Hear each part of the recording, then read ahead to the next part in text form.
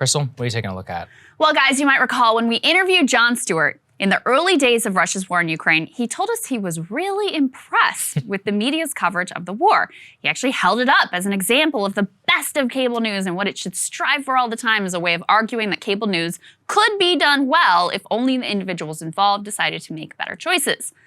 But now, with a month plus of war coverage under our belt, Jon is apparently no longer feeling so great about how the media's war coverage is going. So what happens, I think, especially with the 24-hour cable networks, is they find their narratives. And then, so when the invasion first occurred, it was an all-hands-on-deck, 24-hour eyewitness. The bravery was incredible. They lost the entire right-left polarity of coverage. Punditry went out the window. It was just about brave people on the ground and those who were expert in conflict in the studio. And they would have conversations about what was actually happening. But it doesn't take long for mission creep to set in with journalists who then become this is a siege. And a siege is by its very nature static. And the carnage is unspeakable, but it is the same. And journalists want movement. They want action. And as you're watching, I looked at that. I think The Intercept sent something out. It was the White House correspondents that are all like, would you bomb them if they touched Poland? How about this? Would you bomb them if they had a drone? Okay. Let's look at it this way. What would it take for you to bomb them? How about bombing them?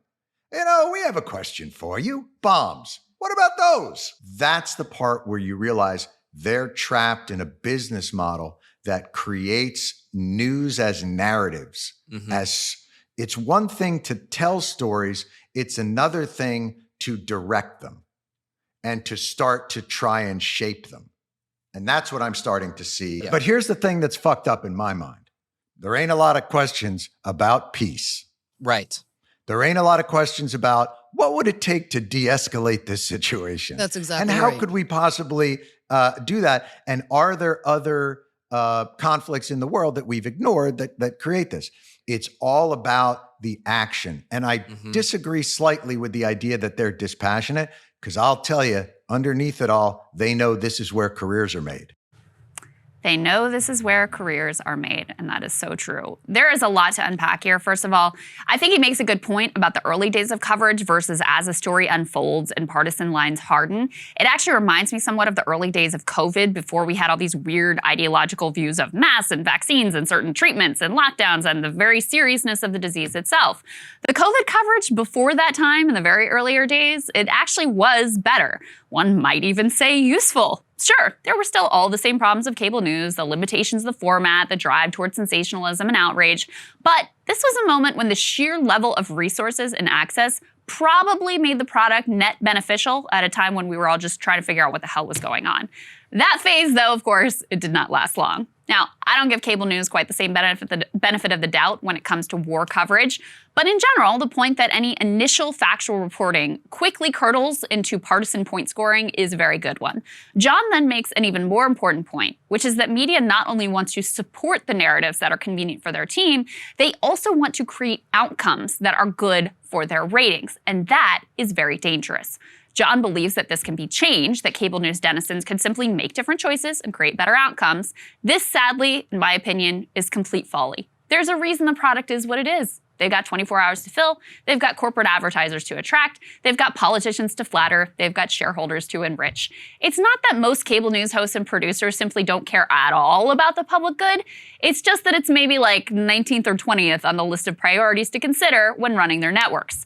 This state of affairs does not have to be depressing, though. In his interviews, Jon continually asks his guests what can be done to improve the dismal state of media, to make the product worthy of trust. Whether it was Bob Iger of Disney or Margaret Sullivan of The Washington Post, they reluctantly acknowledged some of the problems, but they had absolutely no solutions.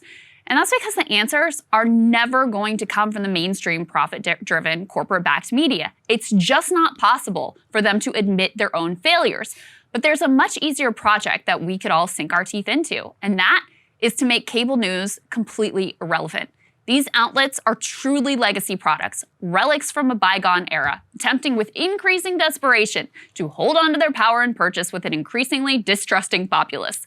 If they were to be stripped of their potency and relegated to the status of the trashy infotainment that they actually are, that would be an insanely positive step forward. Every single time you see stats that say public trust in cable news is at new historic lows, that ought to lift your spirits. Your heart should sing every time you see that ratings at Fox or MSNBC or CNN have fallen off a cliff. In fact, one of the absolute worst things that Trump did to this country was to rescue cable news from the dustbin of history, conferring tremendous ratings and rivers of cash to an industry that should have been allowed to continue its long, slow march to the grave uninterrupted.